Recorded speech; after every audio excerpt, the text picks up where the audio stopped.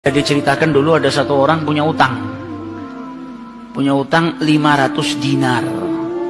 Dia punya utang banyak sama orang, kemudian datang waktunya semua pada nagih, maka dia kebingungan, nggak punya uang. Akhirnya dia pergi ke salah seorang saudagar, dia pinjam uang 500 dinar. Diberikan sama saudagar tadi. Sebelum diberikan ditanya, kapan mau kau kembalikan uang ini? Maka dia berkata, insya Allah di tanggal sekian saya kembalikan. Uang itu diambil, dia bayarkan hutangnya satu persatu. Selesai dibayarkan tidak tersisa uangnya. Gak ada sisa modal untuk dia putarkan supaya bisa bayar hutangnya yang 500 dinar ini. Karena apa? Memang dia pinjam sesuai dengan kadar hutangnya. Sampai ketika datang waktu jatuh tempo, yang punya uang datang ke rumahnya nagih, mana uang 500 dinar yang kau pinjam? Kau janji hari ini akan melunasinya. Maka dia bilang, demi Allah, sepeser pun saya nggak punya. Saya belum mendapatkan apa-apa untuk saya bayarkan kepada dirimu. Maka yang punya uang nggak mau tahu. Engkau janji tanggal sekian mau kau bayar, sekarang sudah jatuh temponya, maka bayar hutangmu sesuai dengan ucapanmu. Dia bilang, saya nggak punya. Kalau begitu ayo pergi ke Qadhi, pergi ke hakim. Nggak benar ini perbuatanmu. Maka yang utang tadi dibawa sama yang punya uang ke hakim. Diceritakan perkaranya, ditanya sama hakim, kenapa tidak kau bayar hutangmu? Bukankah engkau berjanji hari ini akan melunasinya? Dia bilang, iya saya berjanji, tapi saya nggak punya uang. Saya bukan pengkhianat, bukan orang yang mau berdusta. Kalau berdusta saya akan bilang saya nggak punya uang. Nggak ada perjanjian di sini, nggak ada bukti. Tapi saya ngaku kalau saya punya hutang dan hari ini saya nggak punya uang untuk saya bayarkan. Maka Qadhi berkata, apa kalau begitu kau melanggar janjimu, maka engkau harus dihukum, engkau harus dipenjara.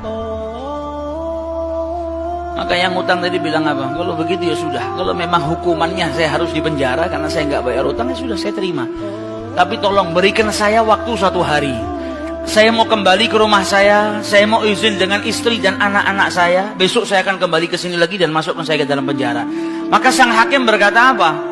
Bagaimana mungkin saya bisa percaya dengan dirimu? Siapa yang menjamin dirimu? Kalau ada yang menjamin kau bakal kembali ke sini, maka saya lepaskan. Dia bilang, ya Qadhi, kalau saya niat lari, sudah dari kemarin-kemarin saya lari. Kalau saya niat lari, saya nggak datang ke sini. Maka percayalah saya akan kembali di esok hari. Maka kata Qadhi, jaminannya apa? Akhirnya lelaki tadi bilang apa? Jaminannya yang menjamin saya adalah Rasulullah SAW. Maka sang hakim bingung. Maksudmu yang menjamin Rasulullah ini bagaimana? Dibilang, ya hakim, kalau saya besok nggak kembali ke tempat ini, saya bersedia ditolak menjadi umatnya Nabi besar Muhammad SAW. Ini tidak main-main sumpahnya. Dan ini bukan sembarang orang, memang orang yang soleh. Dia bilang, berikan saya waktu sebentar, saya kembali kepada keluarga saya pamit dengan istri saya, besok saya kembali. Saya bersumpah dan saya siap dikeluarkan dari umatnya Rasulullah, nggak dianggap sama Rasulullah kalau sampai saya berdusta.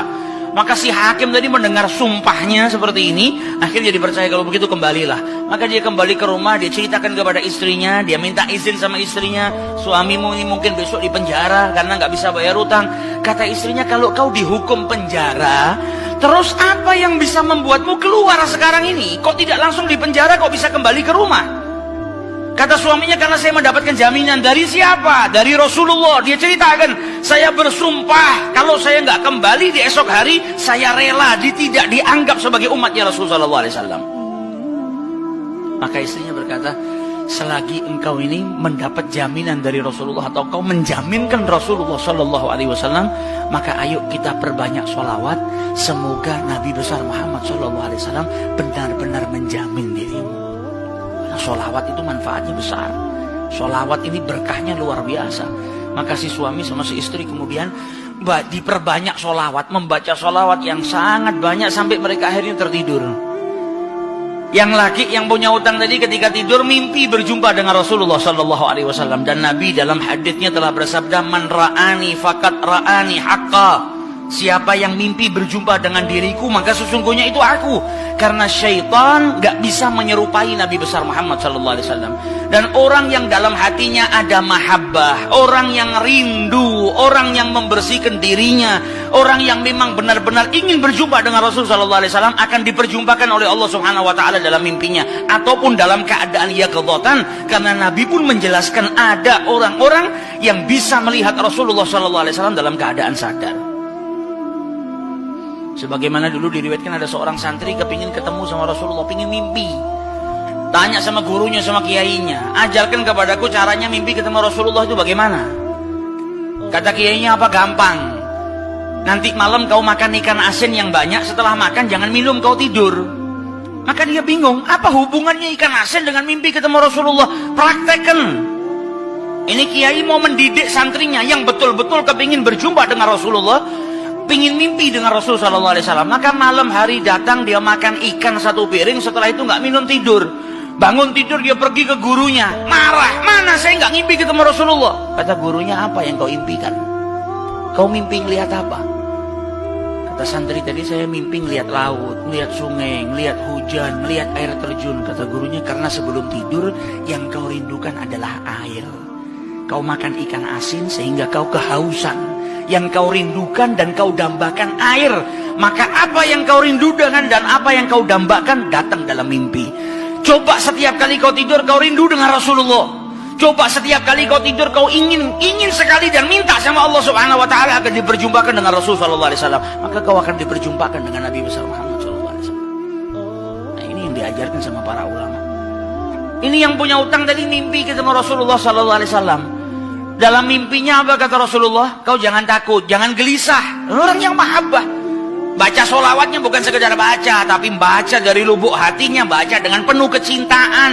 Mimpi berjumpa dengan Rasulullah dan berkahnya sholawat tadi bisa menyelamatkan orang. Hajat-hajatnya bisa dikabulkan, dapat pertolongan dari Allah Subhanahu Wa Taala.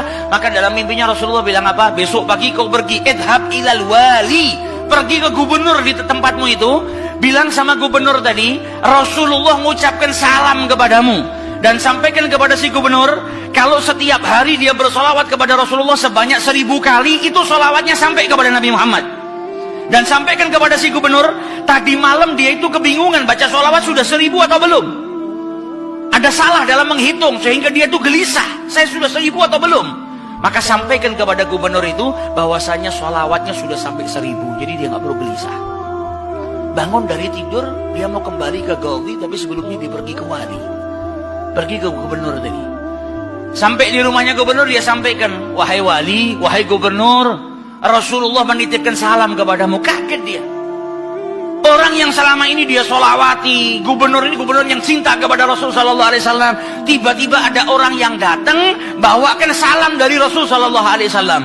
Nabi Muhammad berkata kepadamu, wahai gubernur, solawatmu yang kau baca 1000 kali setiap hari sampai kepada Rasulullah. Dan tadi malam ketika engkau kebingungan solawatmu itu sudah 1000 atau belum, ternyata sudah 1000. Nabi ngabarkan kau jangan takut, jangan gelisah, karena solawatmu seperti biasa, istiqomah kau baca, jumlahnya sudah 1000. Dan Nabi Muhammad minta engkau bantu diri saya untuk melunasi hutang. Maka saking gembiranya dapat salam dari Rasulullah, dapat kabar kalau solawatnya yang selama ini dia baca sampai kepada Rasul Sallallahu Alaihi Wasallam. Ditanya utangmu berapa? 500 dinar. Diambilkan 500 dinar dari Baitul Mal. Setelah itu diambilkan lagi 2500 dinar dari uang pribadinya. Ini hadiah buat dirimu karena kau datang bawa kabar gembira kepadaku, yaitu Rasulullah Sallallahu Alaihi Wasallam mengucapkan salam kepadaku. Mahabbah. Kita belum tentu, kalau mungkin andai ada orang yang mimpi berjumpa dengan Rasulullah, kemudian Nabi mengucapkan salam kepada kita, belum tentu kita bahagia sampai bisa mengeluarkan harta seperti itu. Tapi orang-orang yang mahabbah, kecintaannya sama Rasulullah luar biasa. Maka dia pulang dari rumahnya si gubernur tadi bawa uang 3000 dinar. Utangnya cuma 500 dinar. Berkat sholawat dia bisa melunasi hutangnya.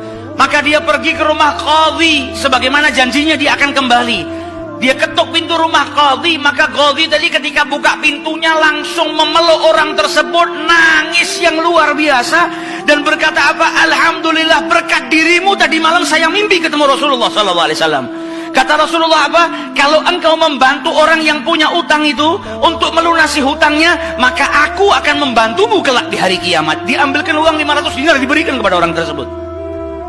Sampai Ghadhinya pun diimpiin sama Rasulullah SAW. Keluar dari rumahnya Ghadhi bawa uang berapa? 3.500 dinar. Dia pergi ke tempat orang yang dia utangi mau bayar utangnya.